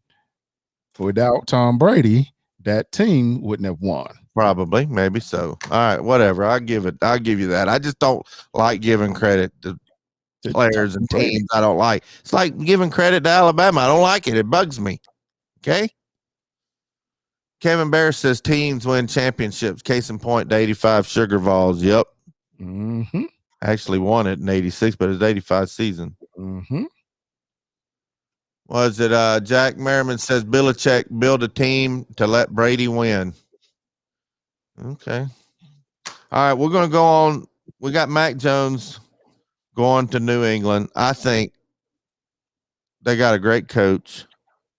They got a lot of pride in New England. I think he's going to be a good quarterback and he's going to win. Well, tell me this then. Belichick won't be there long enough for him to be successful. Really? You think he's out? Man, come on now. He's going to retire? Is he going to go somewhere else? Look like this here. If Belichick do not make the playoffs this year, there will be a moving van at his door. Oh, he's going to get fired? Oh, come on. Yes. You can't fire him with losing all that talent. What's his name? It happens all the time. Retiring and all that, and Gronk being down and it happens all the time. Well, you can't. So it's going to be like one of them Tom Landry things where you get rid of a legend and bring in a Jimmy Johnson and win 3 Super Bowls in what? I don't remember how many years. Wasn't very many. That's how it happens. But Herschel Walker won those 3 Super Bowls for Dallas. And I'll argue that to the grave. When they traded Herschel Walker to the Vikings, did you see what all they got? They got deals where if the player didn't play, then it turned into something first round pick. And Dallas purposely didn't play all those picks that they got from Minnesota just so they get higher picks. They cheated them. Anyway, all right. Kadarius Toney, wide receiver, goes to the Giants. That's what Ryan was saying. I think that was a good pick. Which one? Toney, wide receiver from Florida, going to the Giants. I think that was a good pick. They got a good quarterback. They're starting to build something in New York. Yeah, we know how New York is, though. They always do something to mess it all up. All right, I want to hear from my Titans fans. What do y'all think about this cornerback that we got from Virginia Tech for the Titans? They needed it bad. Was there let's see if there was J.C. Horn was the first cornerback taken, I think. You saw what number 8. That's a high for a cornerback. You saw where his dad was kind of mad that no one really talked about his son. Whose dad? You know, his dad used to be the big time receiver that used to play for the Saints. Who, Toney? Yeah, I'll tell you exactly who it was. Kevin Bear says we should have taken Surtain. I agree with that. Yeah. Once again, let me tell you guys how this works. This kid does something that you haven't really seen in a long time, and in a cornerback. And I'm gonna go with, and I'm gonna say it. I mean, he has that prime time situation where who are we talking about? Horn, the cornerback. Horn, okay. Yeah, the one that everybody said Joe Horn's daddy. Joe Horn was his daddy. Okay. Yeah, Joe Horn is his dad. So this kid, he doesn't let you catch the ball on him. He does what a cornerback's supposed to do: knock the ball down. It might not be pretty, but you can't catch the ball on him. He must not can catch like his daddy, or he'd have been a wide receiver. I'm quite sure he can catch himself, but he does better at playing corner because he has locked every receiver that he played in the SEC down. All of them.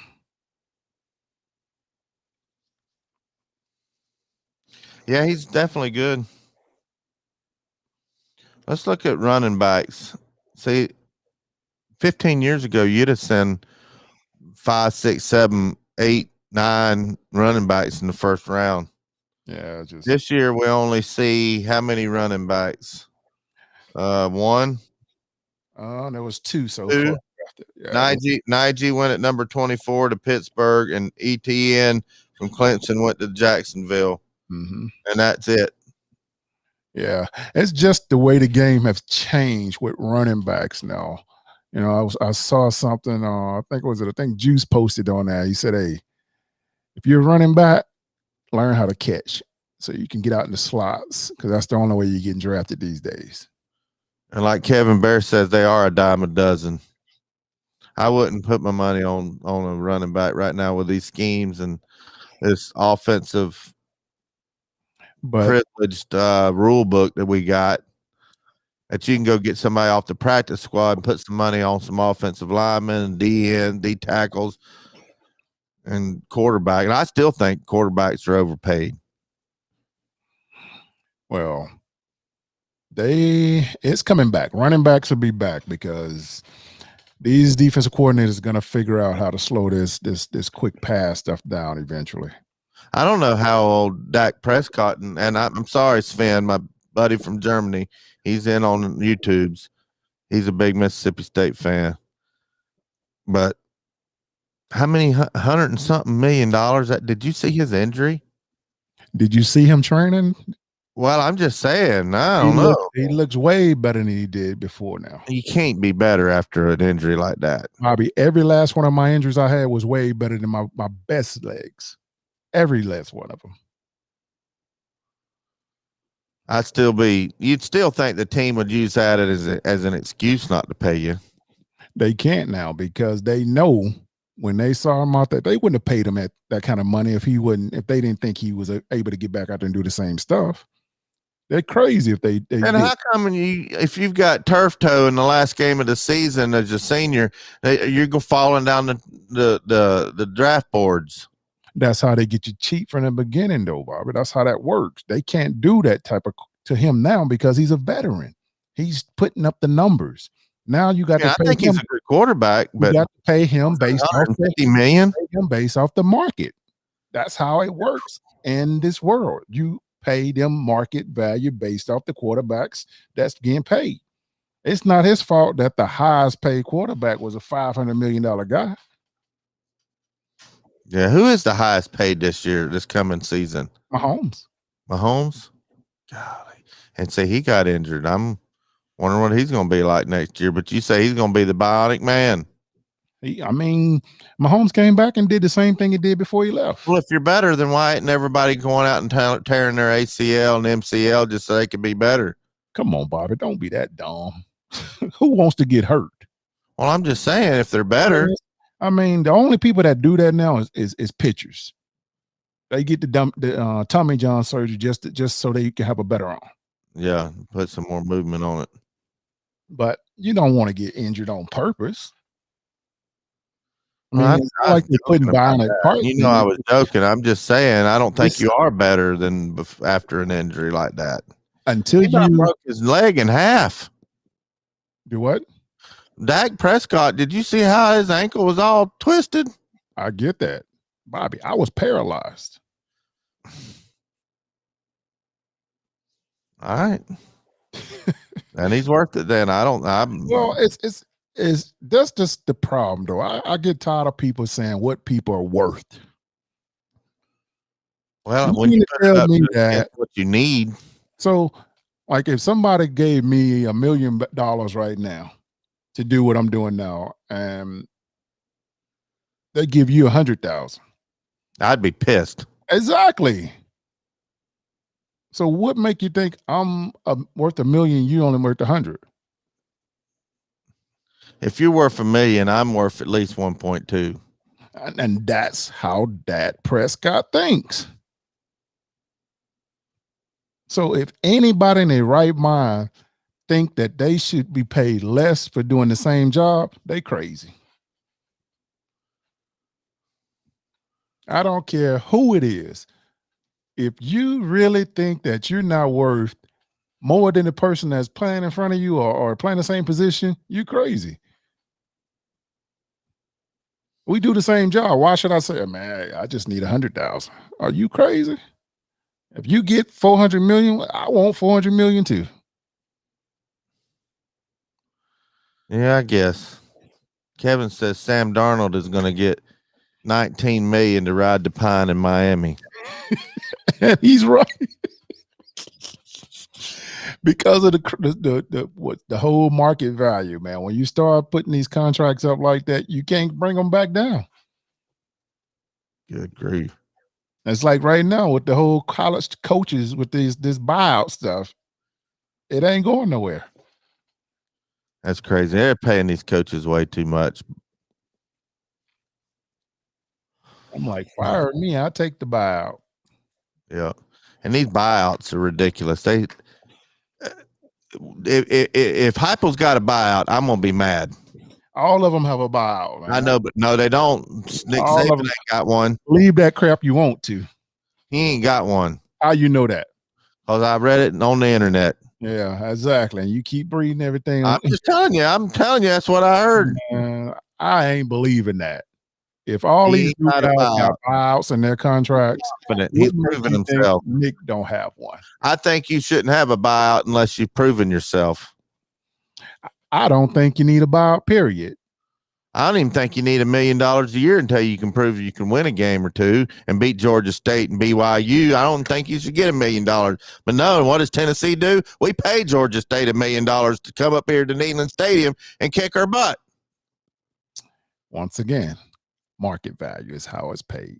So market value for a butt whooping is $950,000. Is that what you're saying? Market value is how it works. It doesn't matter. Ain't that mad? I was saying I wasn't mad anymore, and I was mad because I wasn't mad anymore. Now I'm fired up. Market value. And supply and demand is undefeated. So and you have to blame it on Nick Saban for the market value. Yep. And where do you think these coaches get these buyout things from? You think people believe that crap about Nick? He don't have a buyout. If he don't, he's crazy. I'm just telling you what I read. I'm telling you what I know. And I read it on the internet. And our UT grad, what's his name? Was his agent? Who's it? You know who I'm talking about. He's all the coach's agent, big time, from Memphis, but he went to Tennessee. Sexton. Yeah, Jimmy Sexton's his agent. He's Nick's agent? Yep. Then he has a buyout. Kevin Bear wants to know how much Tua is making in Miami. I'm fixing to find out. I'm gonna look it up, and then we're gonna get out of here. That's a rookie contract, so he's not making that much compared to with hold on, who's going down though? He signed a 4-year, $30 million contract with the Miami Dolphins. $19.5 million signing money. This is getting out of hand, Billy. That's just how it is now. $30,275,000 guaranteed. Every dime of it is guaranteed. Mm-hmm. Oh my gosh. Yes, and there's people that's in the NFL that's been playing longer than him don't make that kind of money their whole career.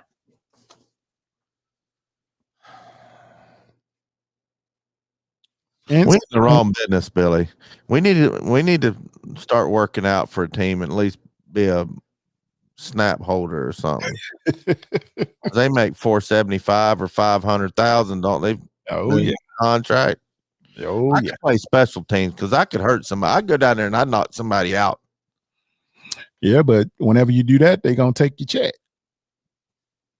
I'd be like Ronnie Lott. Oh yeah, Ronnie would have about he'd have been Atwater. He'd have been fined every week. I'd knock that punter out and I'd stand over him like Leonard Little did that Auburn guy. That's what I'd do. Yep. Then you'd be kicked out the league.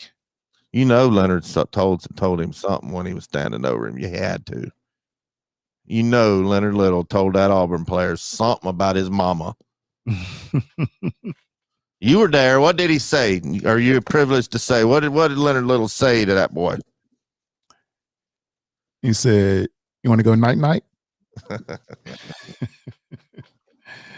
Yeah, I'm telling you, man. I mean, all those guys, man. I mean, They would. I mean, that's why James Harrison don't play anymore in the NFL. Yep.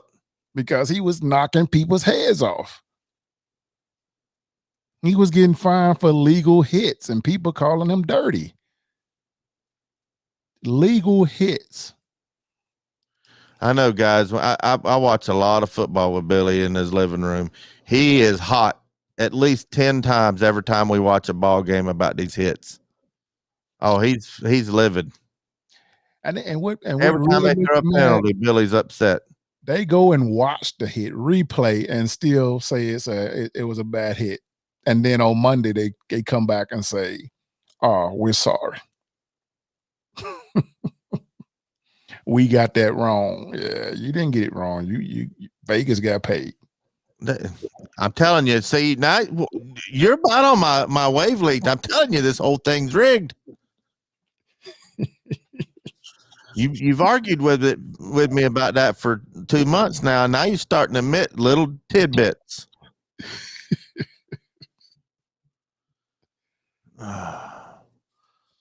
Kevin says Ronnie Lott, Jack Tatum, Bill Bates would be broke today. Oh, yep. Gosh. Oh my gosh. Yes, they would be broke. And Kevin says the same thing every time I watch a football game with Billy. But running backs can truck DBs all day long. Exactly. And that was supposed to be a new rule, but I've yet to see it. They say if the running back puts his head down, that's supposed to have been a flag, but I have yet to see them call it. That is, if the chains will keep moving, that's all that matters. All rules are for the offense. There's not one defensive rule. And I don't like it. Too many points scored. Too many points scored, and I take the under too many times and end up going way over. That's another reason I don't like the rules. Speaking of which, I got a new system for my picks on betting, Billy. I've been on a little roll. I was down to $1.77. Remember that? I couldn't even do my $2. Remember that? Yes. I was way past my last $2.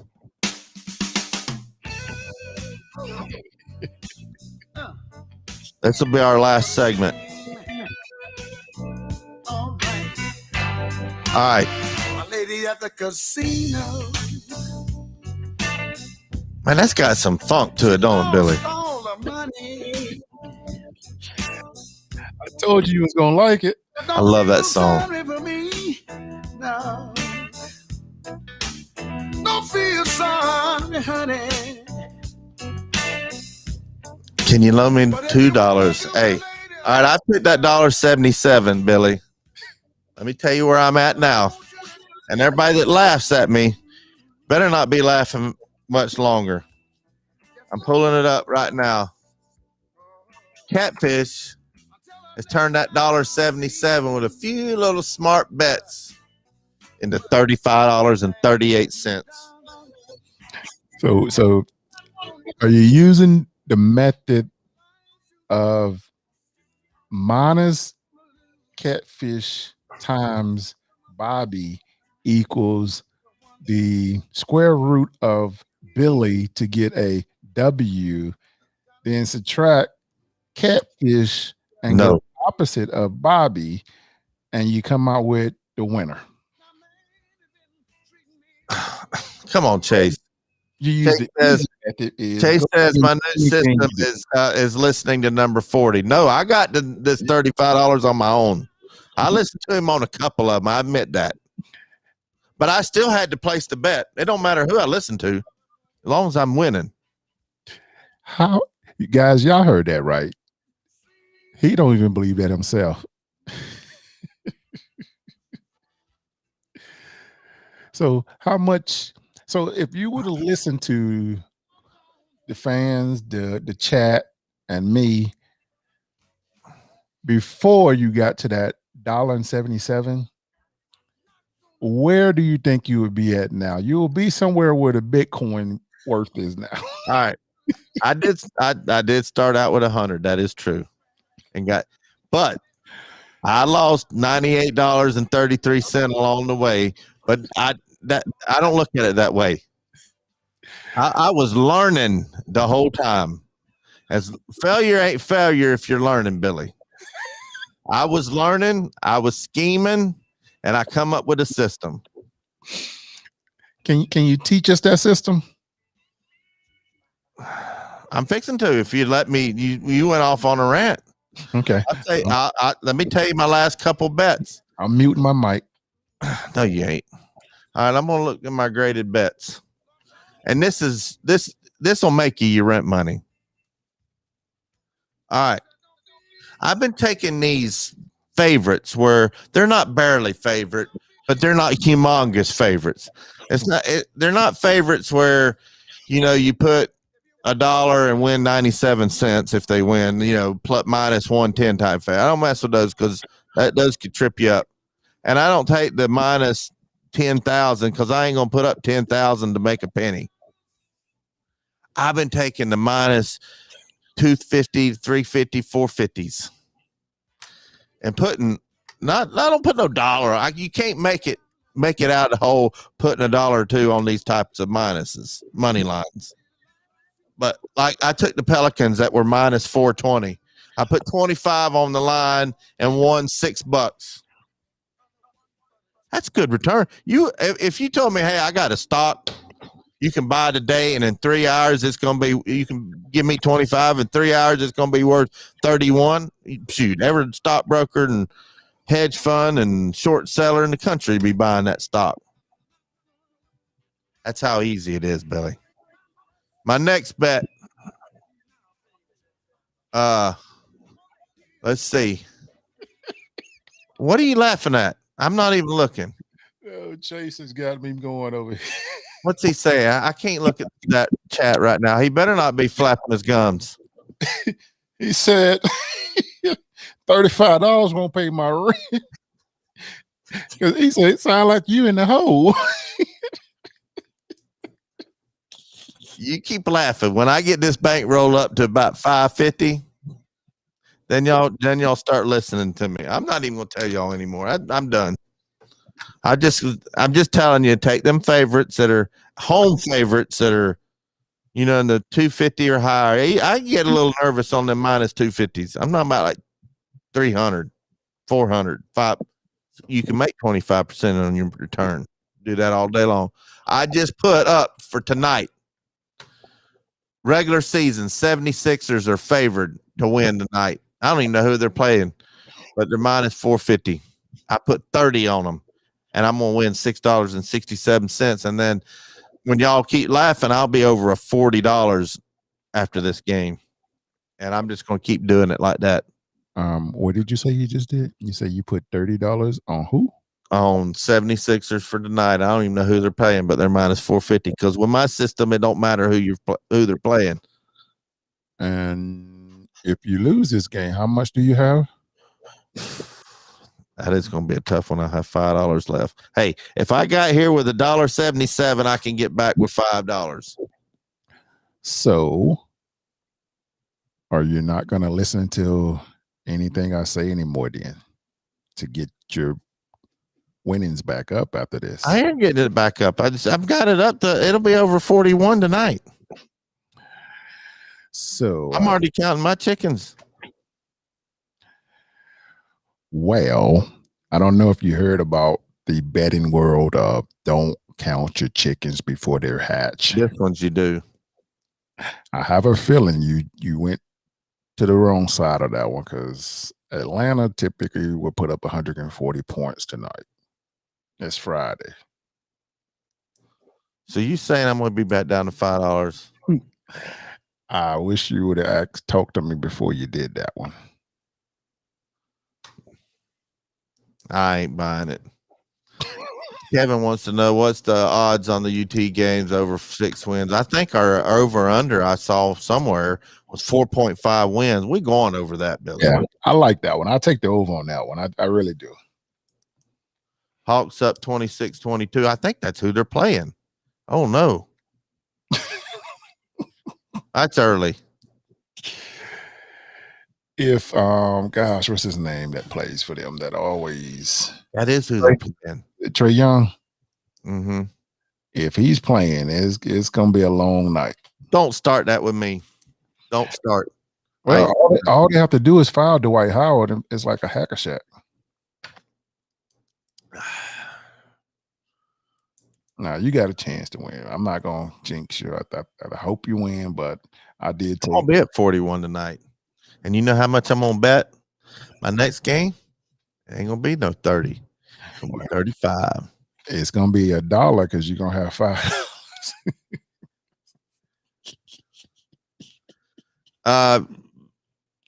Chase wants to know who's winning the Bobby versus Billy. We've recorded some stuff. We just put one up. I had to take it down for sponsorship reason, but I'm gonna put it back up. Billy's had 3 games to 2, but that I'm just letting him get comfortable with thinking he's gonna beat me in the challenge. We're gonna be doing the blocking one here real soon, like next week. Well, I will be at least a scrimmage. I need to fill you out first. I need to fill you out to see what kind of moves you're going to put on me. And then I'm going to go to Jarvis Reed. I said, Jarvis, this is what he did. What do I do to counter it? And then we'll have like a Super Bowl one. I can tell you every move, and you can go try all you want. It does not change. It's called man on man. It won't be the game maxims will not help you. So you're trying to intimidate me out of even lining up, but I ain't scared. And that's what I want you to be. I don't want you to be scared, because when I crush you, I don't want you to say, well, I was scared. You want to be like, I was ready the whole time. So what had happened was my left toe tripped on top of my right toe, and I couldn't catch myself from falling on my back, and then my head hit my left toe. See, you think you're setting me up. When let me tell y'all something, guys. We start talking and arguing about football, Billy will actually show me this is what you do, and he'll go up against me in the living room. I've been remembering, and I'm teaching everything you. I'm giving him the edge, but he won't take it. No, see, he thinks that I'm going to think that's what he's going to do against me. So basically, what's going to happen is we're going to have that still shot of number 1 standing on top of Auburn kid, and I'm going to be like, you just got knocked up.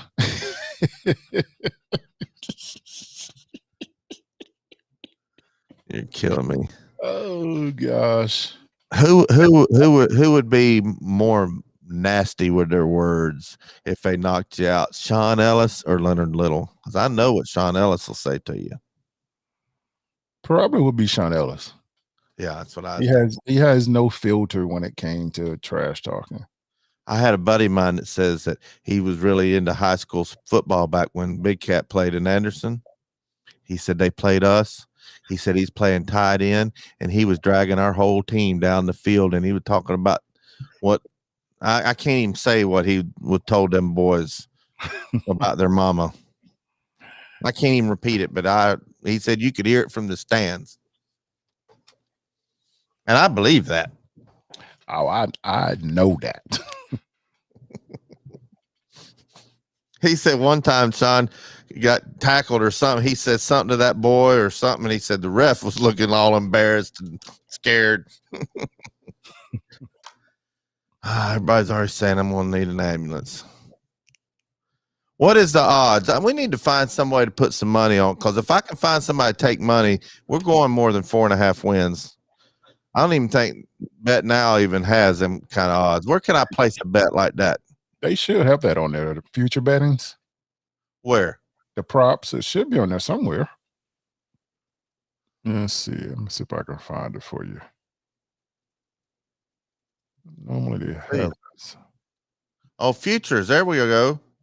No, it just says MLB futures. Let's see.